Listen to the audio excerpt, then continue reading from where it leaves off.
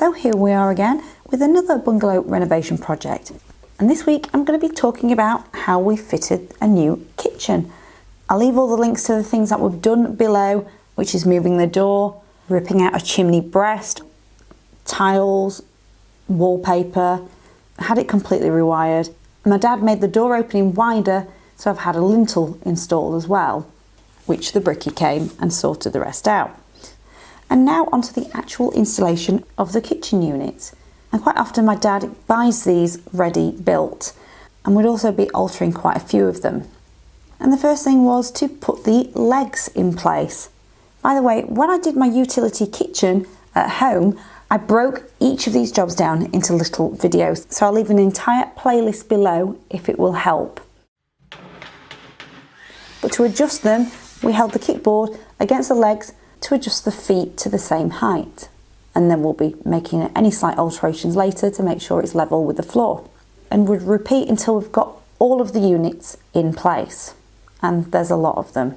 However, the integrated fridge freezer and the oven area, which would be tall units, these came flat packed.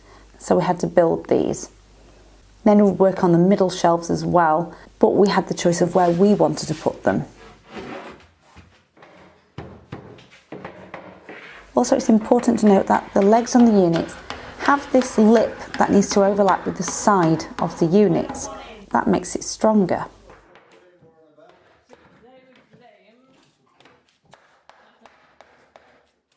But for the taller ones, this is where we added the end panels first before we fitted the rest. So we're pre-drilling and screwing from the inside. When it came to the corner unit, you always tend to have to sacrifice an area because it doesn't sit right next to the wall. So remember that when you're measuring your kitchens. And we're also fitting an end panel on there, which is useful to stop anything falling out.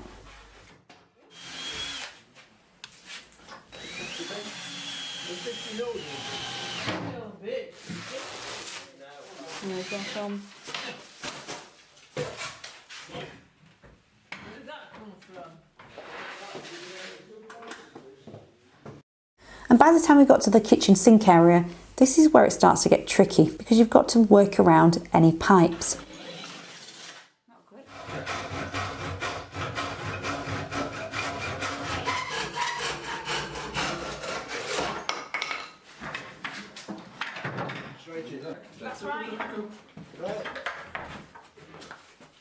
I also needed to screw the tall unit to the brick wall. Where's the screwdriver? There it is. So I'm using an SDS hammer drill and then using spack screws. It's all right.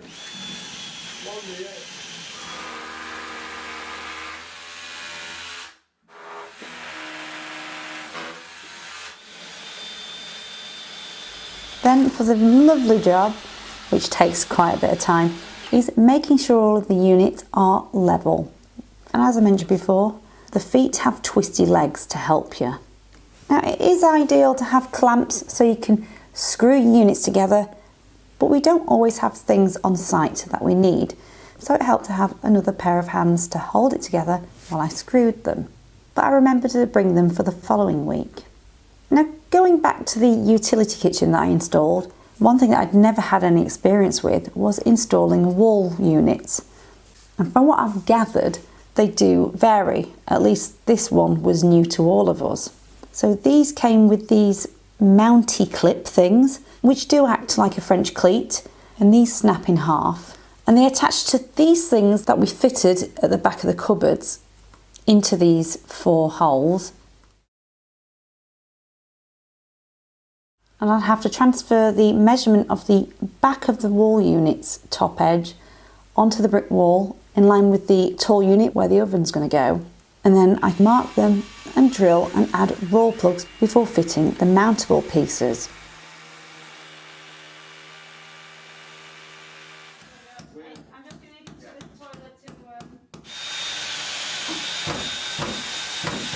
And once that was done, we could slot the wall unit on and then adjust from the inside. Then to finish off the rest of the wall units, my dad's using a straight piece of wood and spirit level to continue that line, and then more marking for those brackets to go. We also planned around the extractor fan we yet to fit. And finally, once they were fitted, and adjusting them to the right height before we screwed it to the tall unit. And now I'm marking where the extractor fan is going to go, although this was fitted when I couldn't go there, but it has to go at a certain height due to regulations. Then, for a quick visual, we slotted the oven in to get an idea, although this was later altered while we weren't there because my dad wasn't happy with the position. And now cutting notches out of the base units for the pipes and plumbing, and ones that haven't been installed yet. My dad's also cutting off the end piece with a jigsaw for pipe access as well. Then I volunteered to do a bit of Speedfit plumbing. Now I'm not going to do the whole thing here, we're just getting prepared for the dishwasher and the pipes for the sink when it does get fitted, but I've already covered this in a video before. I found it really easy and I will leave that video below. But we're making sure they're fitted into pipe clips, but what I wanted to do was learn how to use a core drill bit for the waste pipe. And I was warned that this is quite a hefty job. You can get kicked back if you don't hold the drill bit properly and potentially break your arm. So I'm taking it easy, making sure I keep it as still as possible as I go. I found if you stopped being straight as you went along, it would stop working, potentially get jammed. I'd also have to pull it out, clear any rubbish, keep going, and then repeat on the other side. I know you're only seeing the short version of this here, but it probably took about half an hour in total to get through. And then I'd clear the rest of the rubbish with a chisel, and then we could fit the waste pipe in. So then more cutting around some units to work around the waste pipe, and then fit the rest.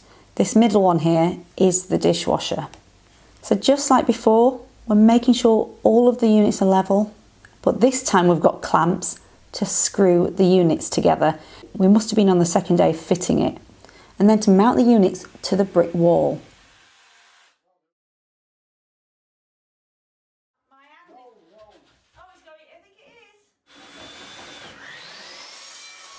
So more clamping, fitting the wall units.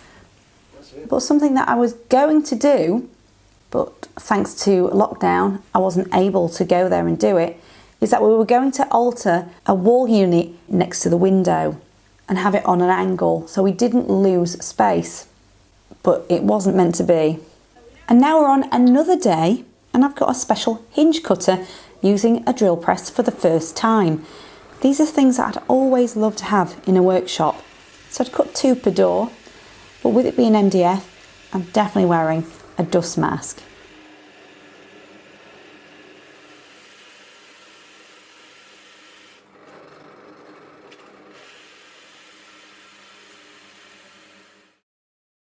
And then I'd screw the hinges on, screw the matching pieces inside the wall units and clip them on.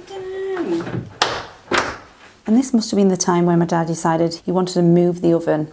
So while he's doing that, I'm working on the kitchen plinths. Again, there's a video on this below. After lining it up with the base unit feet, I marked where I wanted them and screwed them on. And it's a matter of just clipping them on and then pulling all of the film off.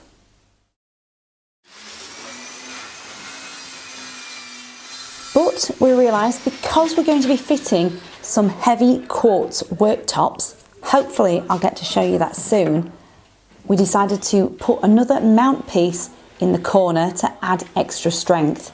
So this is just a kitchen offcut and I drilled and screwed it to the wall. As for any awkward gaps, you can see a strip of wood trapped between this unit and the wall. And we added that there because we knew we'd paint that later. It was an easier way to do it. But on this side we added some packers first, screwed it to the wall, then sliced off any protruding packers. So for those who can't wait to see what it looks like at the moment, this is what it looked like once the lockdown had eased. Oh, that looks very nice. That looks really nice and modern. Oh, wrong way. Ah! I didn't expect that to be there. And my parents were able to add that bespoke cabinet in the corner. My face mask. Something ready to sort out. Ah. Anyway, hopefully you enjoyed that video and I'll see you in my next one.